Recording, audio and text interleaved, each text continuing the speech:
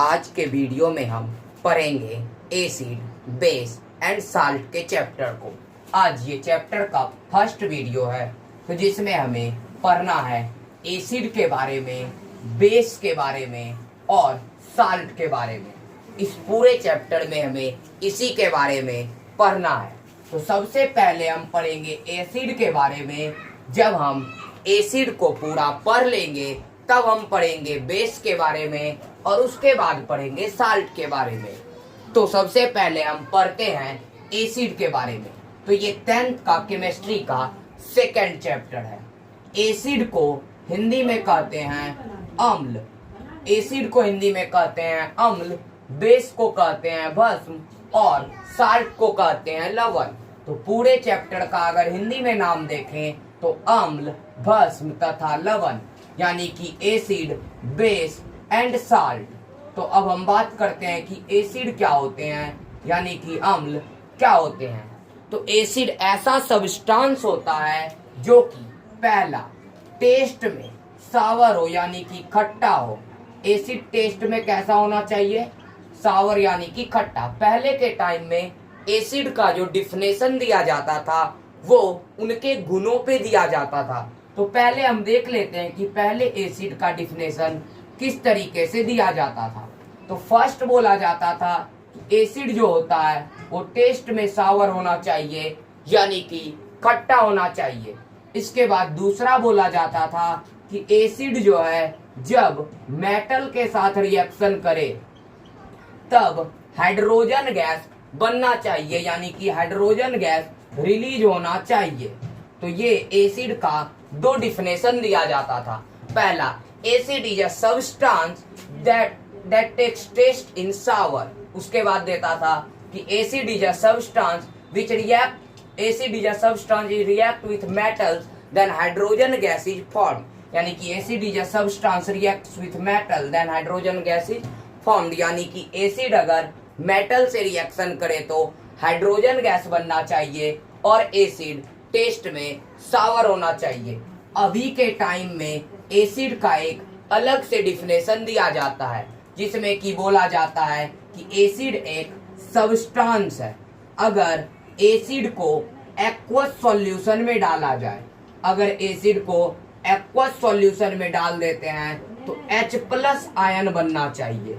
ये एसिड का अभी के टाइम का डिफिनेशन होता है कि अगर एसिड को एक्वस सॉल्यूशन में डाला जाए तो H+ आयन बनना चाहिए। और यहाँ पे था कि when acid is react with metal then hydrogen gas formed. यानी कि एसिड मेटल के साथ रिएक्शन करे तो हाइड्रोजन गैस बनता है। ये उसका पहला डिफिनेशन था। एसिड टेस्ट में कैसा होता है? तो सावर होता है, यानी कि खट्टा होता है। ये डिफिनेशन दिया है आर्हेनियस ने। उन्होंने बताया कि एसिड को जब एक्वस सॉल्यूशन में डालते हैं तो H+ आयन बनते हैं। एसिड के कुछ एग्जाम्पल्स को हमें याद रखना पड़ता है, जैसे कि HCl, HNO3, H2SO4। इसके अलावा अगर देखा जाए तो CH3, COOH, ये सब एसिड के एग्जाम्पल हैं। तो हम ये चेक करने का कोशिश करते हैं कि इससे H+ आयन रिलीज होता है या नहीं होता है। तो सबसे पहले HCl में हम चेक करते हैं कि HCl को एक्वस सॉल्यूशन में डालने पर क्या क्या बनते हैं। तो जब HCl को एक्वस सॉल्यूशन में डालते हैं तो सबसे पहला H+ बनता है, प्लस का Cl- बनता है। तो यहाँ पे टोटल चार्ज अगर देखें तो H पे प्लस का 1 और Cl पे माइनस का 1। तो यहाँ टोटल चार्ज 0 है। तो देख सकते हैं इधर टोटल चार्ज कुछ भी नहीं लिखा हुआ। अब हम देखते हैं H2SO4 में क्या होता है। H2SO4 में भी दो कंडीशन है। H पे होता है प्लस का चार्ज और SO4 पे होता है 2- का चार्ज। तो अगर एक H पे प्लस का चार्ज तो 2H पे हो जाएगा 2+ का चार्ज। तो 2H पे कितना हो गया? तो 2+ का। तो यहाँ पे सिर्फ प्लस लिखते हैं क्योंकि H2 है तो 2+ हो जाएगा। अब प्लस का SO4 पे होता है 2- का चार्ज, तो SO4 पे हो गया 2- का चार्ज। तो यहाँ हम दो कंडीशन में देख चुके हैं कि एसिड से अगर रिएक्ट होने के बाद देखा जाए तो H+ बनता है।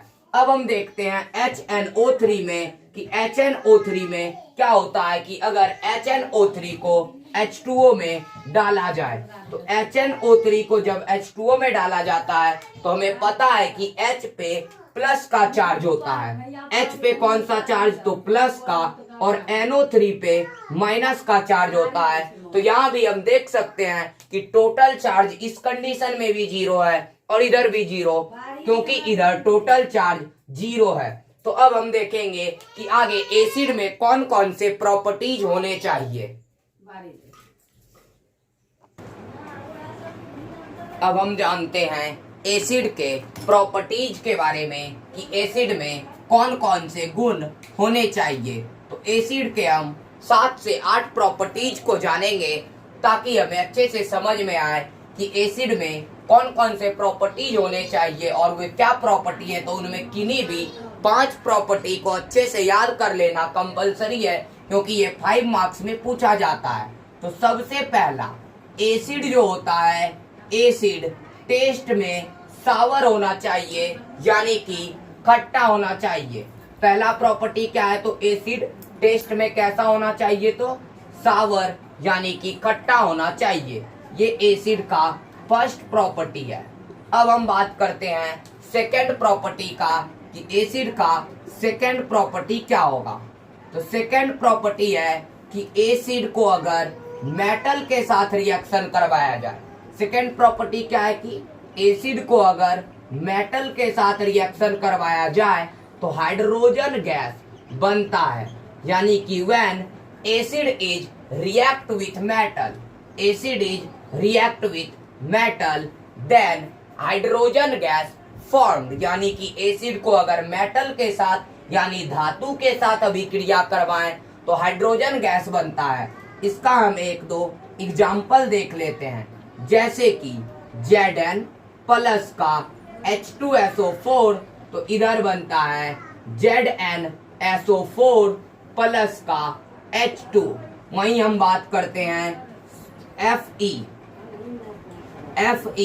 प्लस का H2SO4, तो इधर बनेगा FeSO4 प्लस का C प्लस का H2। यहाँ हमें एक चीज ध्यान देना चाहिए कि वैसा ही मेटल एसिड के साथ रिएक्शन करके H2 रिलीज कर सकता है जो कि रिएक्टिविटी सीरीज में हाइड्रोजन से ऊपर हो। तो पीछे के वीडियो में हमने रिएक्टिविटी सीरीज के बारे में पढ़ा था।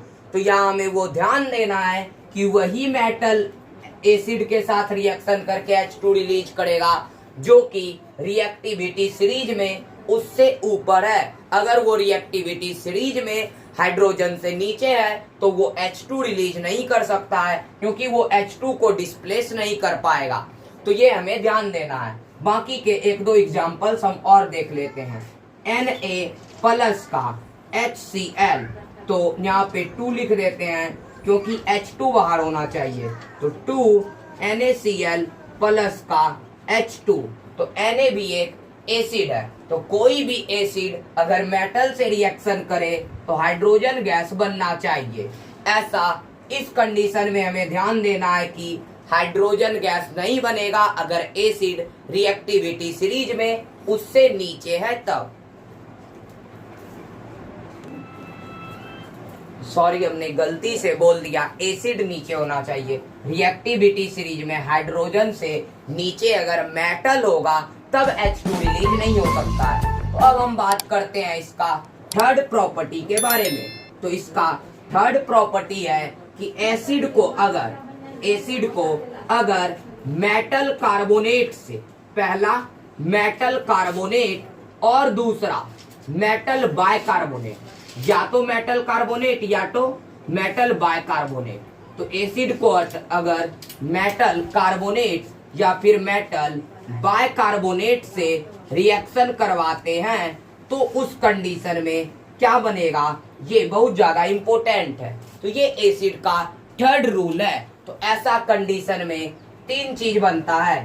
पहला तो बन जाएगा कि साल्ट बन जाएगा, पहला साल्ट, दूसरा वाटर, पहला साल्ट, दूसरा वाटर और तीसरा CO2।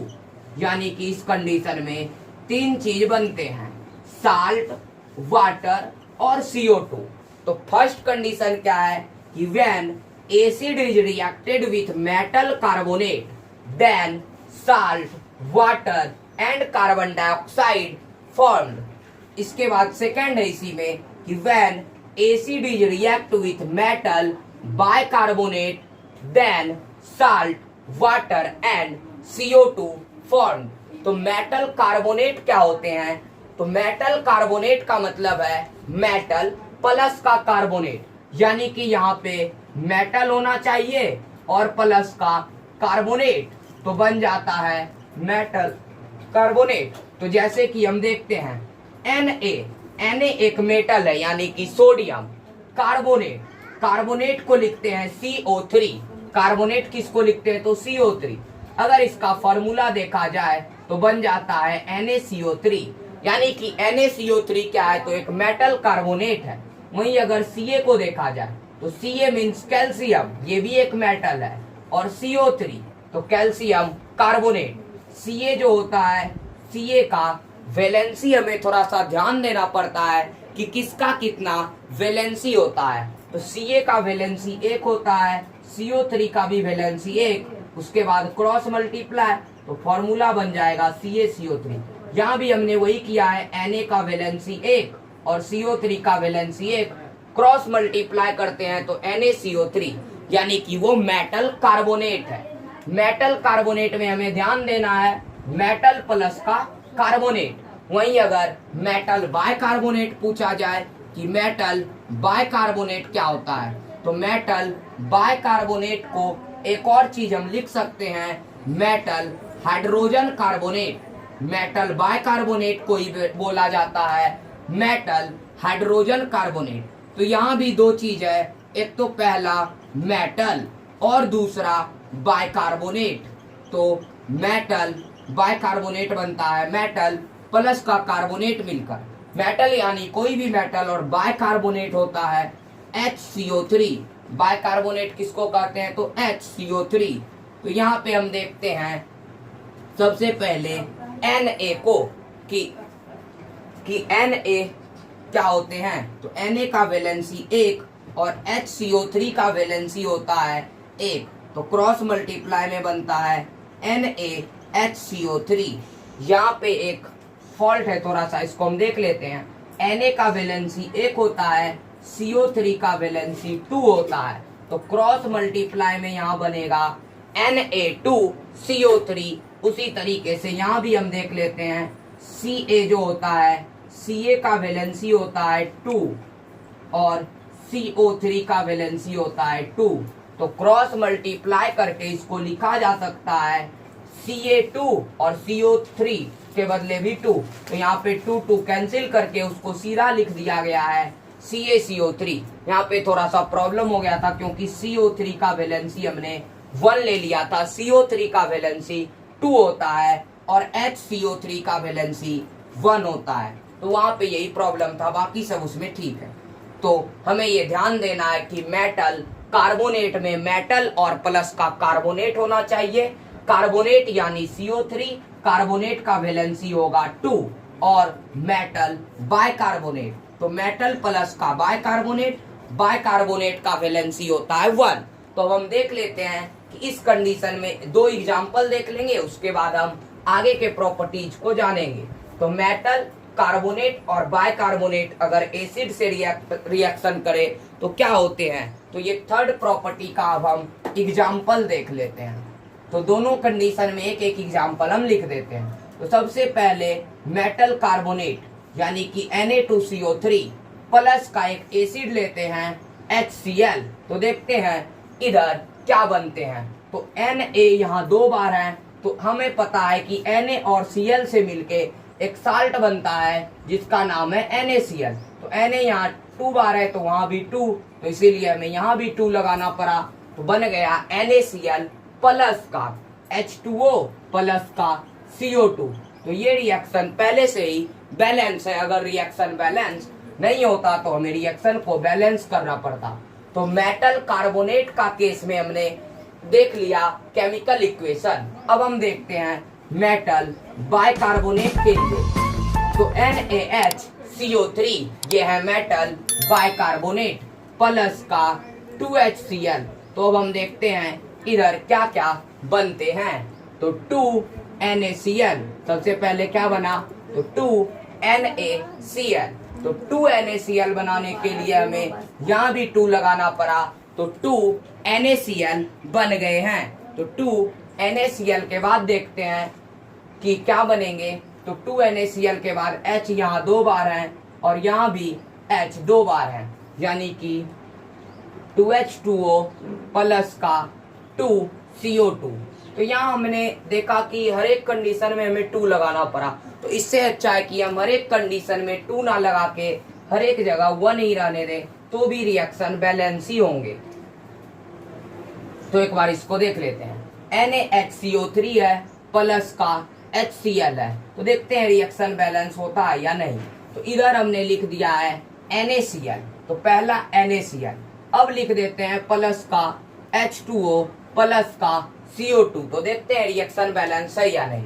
तो Na इधर एक बार है, इधर भी एक बार, Cl एक बार, Cl भी एक बार, H इधर 2 बार है टोटल, तो इधर भी H 2 बार, C यहाँ एक बार तो यहाँ भी एक बार, O यहाँ 3 बार तो 2 और 1 3 बार, यानी कि रिएक्शन पहले से ही बैलेंस था, हमें 2 लगाने का कोई जरूरत नहीं था। तो हमने ये एसिड का थर्ड प्रॉपर्टी देख लिया। अब हम बात करते हैं एसिड का फोर्थ प्रॉपर्टी के बारे में कि फोर्थ प्रॉपर्टी क्या है। तो अगर एसिड को वाटर के साथ रिएक्शन करवाया जाए, फोर्थ प्रॉपर्टी क्या है कि अगर एसिड को वाटर के साथ रिएक्शन करवाया जाए तो मोर हीट प्रोड्यूस होता है, यानी कि बहुत ज्यादा हीट प्रोड्यूस होगा। तो इतना अगर HNO3 हो एसिड, HNO3 एसिड या फिर HCl हो, अगर उसमें वाटर मिला दिया जाता है तो बीकर भी टूट सकता है और आदमी जल सकता है। ये क्वेश्चन भी पूछा जाता है कि HNO3 या फिर HCl में वाटर क्यों नहीं डालना चाहिए। तो एसिड को अगर वाटर के साथ रिएक्शन करवा दिया जाए तो बहुत ज्यादा हीट उत्पन्न होता है, यानी उष्मा उत्पन्न होता है, जिससे बीकर टूट सकता है और हम जल भी सकते हैं। तो ये था एसिड का मेरा चौथा प्रॉपर्टी। अब हम जानेंगे एसिड का पांचवा प्रॉपर्टी। एसिड का पांचवा प्रॉपर्टी क्या है कि अगर एसिड को बेस के साथ रिएक्शन करवाया जाए, अगर एसिड को बेस के साथ रिएक्शन करवाया जाए तो साल्ट और वाटर बनते हैं, यानी कि when acid is reacted with base then salt and water formed। इस रिएक्शन को हम न्यूट्रलाइजेशन रिएक्शन यानी कि उदासीनीकरण अभिक्रिया कहते हैं। तो यहाँ हम देखते हैं एसिड और बेस मिलके क्या बन रहे हैं, साल्ट और वाटर। तो एसिड यानी कि HCl, एसिड कौन सा हम ले रहे हैं तो HCl, वहीं एक बेस ले लेते हैं NaOH, देखते हैं इससे साल्ट और वाटर बनते हैं या नहीं। तो Na और Cl मिलके बनता है NaCl, जो कि एक साल्ट है, बाकी का बचा एक H यहाँ एक H यहाँ, तो H2 और O। तो एसिड अगर बेस के साथ रिएक्शन करे तो साल्ट और वाटर बनते हैं। ये था एसिड का पांचवा प्रॉपर्टी। अब हम बात करेंगे एसिड के छठे प्रॉपर्टी के बारे में कि एसिड का छठा प्रॉपर्टी क्या होता है। तो हमें कम से कम 5 प्रॉपर्टी जरूर याद करने हैं एसिड के, ताकि हमें एग्जाम में 5 मार्क्स मिल सके अगर पूछा जाए कि एसिड का 5 प्रॉपर्टी बताइए।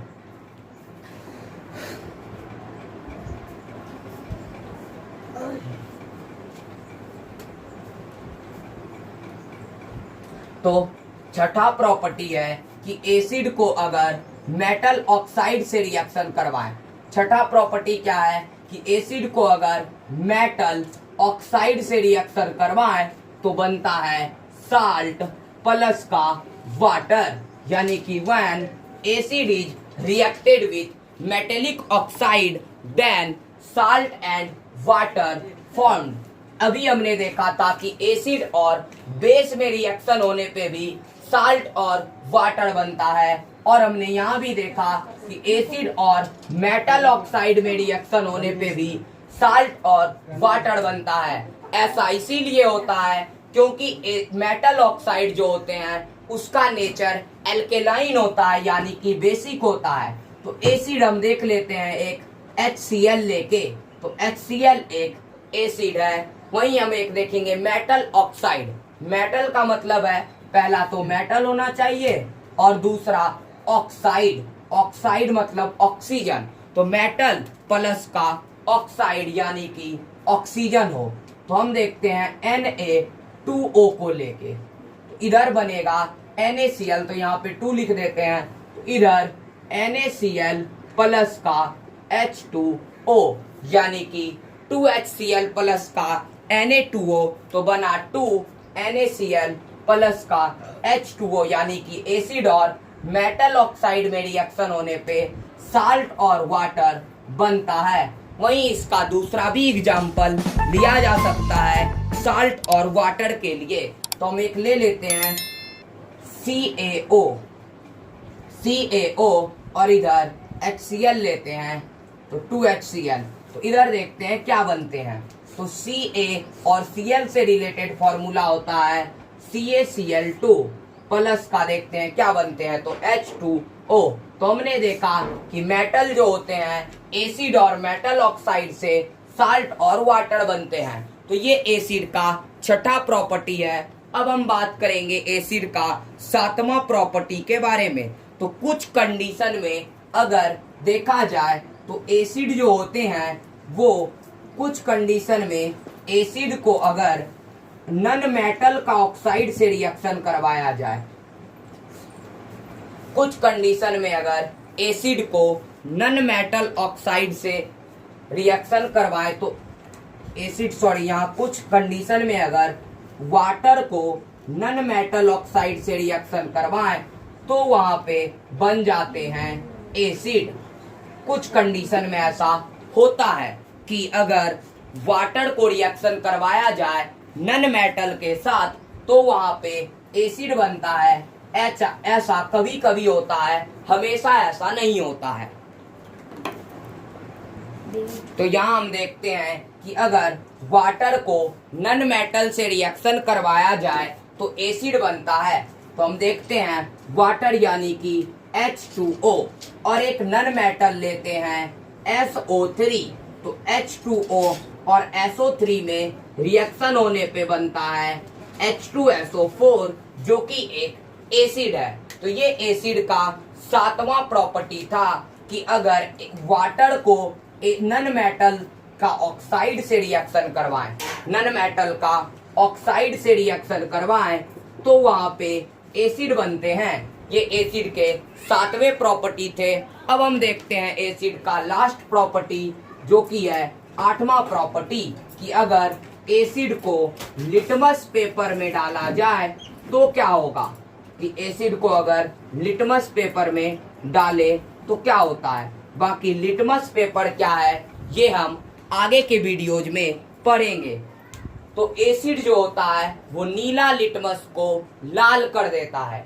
एसिड क्या करता है तो नीला लिटमस को लाल कर देता है, यानी कि ब्लू से रेड कर देगा लिटमस पेपर को। बाकी आगे के वीडियो में हम पढ़ेंगे। तो उम्मीद करते हैं कि एसिड के 8 प्रॉपर्टीज आपको समझ में आ गए होंगे। इनमें से किन्हीं भी 5 प्रॉपर्टी को एग्जाम्पल के साथ हमें याद करना होता है क्योंकि एग्जाम में पूछे जाते हैं 5 प्रॉपर्टी। तो वीडियो को ज्यादा से ज्यादा शेयर कीजिए, लाइक कीजिए और हमारे चैनल को सब्सक्राइब कीजिए।